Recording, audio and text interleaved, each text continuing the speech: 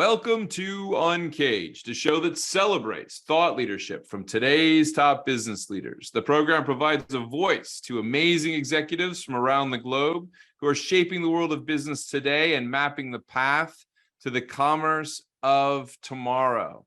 Today, we're speaking with Reinhold Lackner. Hey, Reinhold, how are you? Fine, thank you. And you? I'm very well. Now, Reinhold is someone that is truly building the future.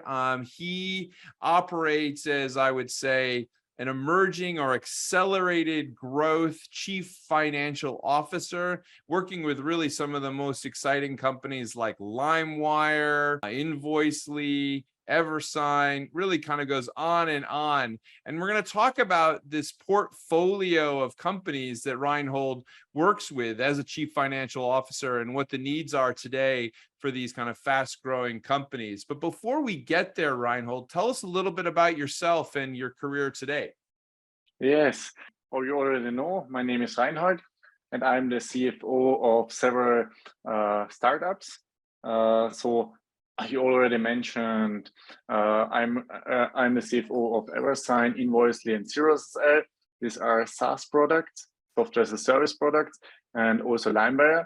And Limewire is an NFT, non-fungible token marketplace. And I'm working in the startup branch since a little bit more than 1 year. Before I worked in, I would say, in the old economic sector. And so I have a good overview of both businesses.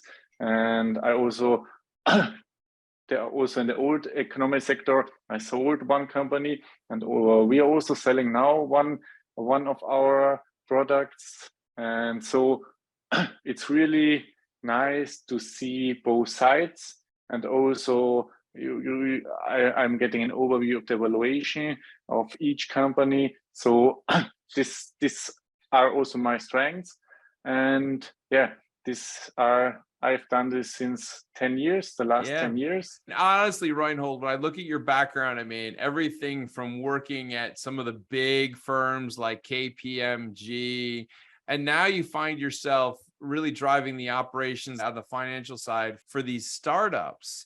Tell me a little bit of how you do that and what the structures are, and really some of the best practices that you find for setting up the financial side of fast-moving digital businesses. Yeah, it's very important as a CFO that at first you get the funding. In our companies, this year we made a token sale. We received 10 million US dollar. So the funding, it's very important, and therefore you need very good connections. Otherwise, it's really hard to get money from investors. And the second part is you need to have a good name and a good product. Without a good product, you won't get any funding. We have with Limewire, we have a good product and also a good reputation. And yeah, that's why we received the funding of really big investors like Kraken Ventures.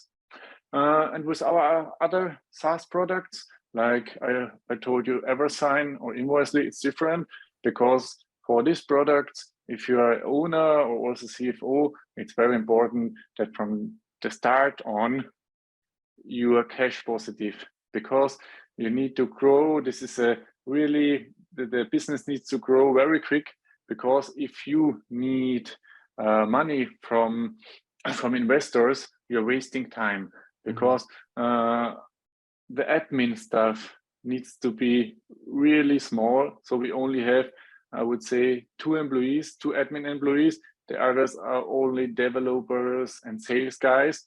So it's very important to keep the admin stuff really low. Otherwise, your startup won't be profitable. And if it's not profitable, then you need external investors. And it's better, if you need external investors, then you need to have a growth rate of more than 100%. And you need an MRR, for example, of maybe 500,000. Otherwise, you give too cheap your shares to investors. Yeah, it's interesting. You talk about the differences of the types of businesses, and we find ourselves now entering a kind of a challenging economic environment globally, with a lot of people dealing with the reality of high inflation levels and perhaps weaker economies, and maybe even the recession is something that they talk a lot about right now. And so when you're with that type of world and you have all these emerging companies, what are you advising these folks about? I mean, how are you telling them to prepare for the current landscape? Um, it depends on the business. For example, if you have a SaaS product which is going good, then, for example, also our companies, the SaaS companies, do not have any problems, and we do not see any recession, because still also, if people want to save money, they need online products, because with online products you can save time and money. But it's very different, for example, with our Limewire company, because also in FD market, here we see the recession. And if you are in a recession like now, and inflation, you really need to save the money. You need to save the money that it lasts minimum. We expect that the recession inflation will be minimum 24 months. Therefore, hopefully you already have made a funding, and you have now enough money that it lasts minimum 24 months. And I only can advise not to spend too much on marketing, because at the moment for such companies it's useless.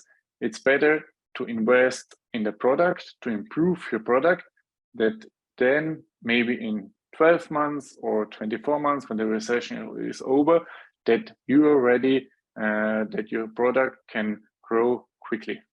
Yeah, I love that. I mean, I know many marketers that would probably debate you on that, but I hear what you're saying on product, and you've had so much success. I think that it's clearly good advice for folks. So be thoughtful on how you're spending, manage the cash flow as effectively as possible. Think about maybe a 24-month horizon. I think that's probably accurate to consider that.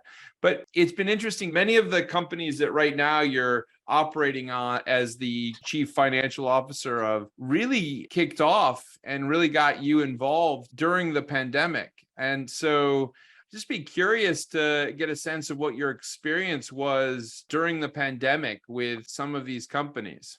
Yeah, well, with our companies, the pandemic was really good for us, because people stayed at home, they worked from home. And for example, one of our products is online signature.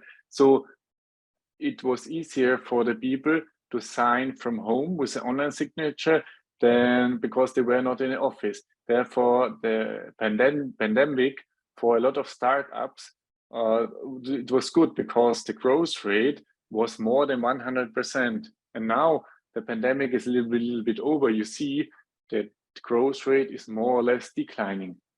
But I know it was not with every startup, because there are also some startups which went bankruptcy. But I think startups with a good product, they also got fundings during the pandemic.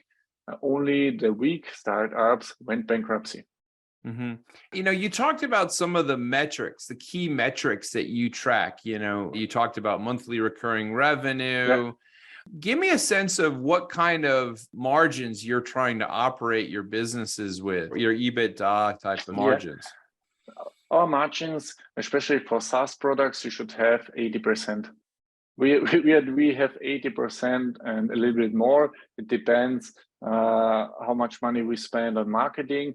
But if you have a scalable SaaS product like our products are, you do not need more employees, maybe developers, but it's a scalable platform. So normally every year your margin should be higher.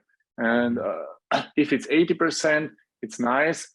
But normally it should be in a few years 85 or 90. And the most important thing for startups is the margin, and that then you are automatically cash positive.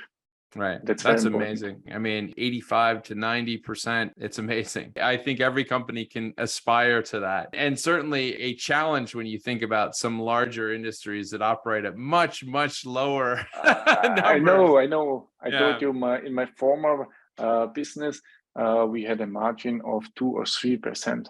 But Wow. that's very different. If you have an The online scale play though, I guess, right? Yeah. Yeah. If you have a SaaS product and if it's scalable, then it's easy to get a margin of 50% or more. So, when you look forward in the space with the companies that you guys are operating, as well as just the landscape for startups and SaaS products, what do you think the next 18 months are going to be like? I think now you already mentioned that we're in a recession, but there's a lot of capital around the world. A lot of investors do not know where they should spend their money, because you see, if you put your money in the bank, you have a high inflation, so it's getting less. And if you have a good product, and I think also at the moment, it's easy to get money on a high valuation. Only therefore, you need to have a good product. Also, if I compare our SaaS products for the next 18 months, I don't think that we would see any recession. More or less, our growth rate is still the same. And therefore, I think at the moment, it's also a good point. If you want to found a startup, it's a very good point, because a lot of other startups are firing employees. So there are enough employees you can hire, and good employees. Therefore, I think it's a very, very good time really to found a company and to start your own business. Yeah, well, that's great advice. And certainly, Reinhold, you work with enough of them that people should listen to your thoughts.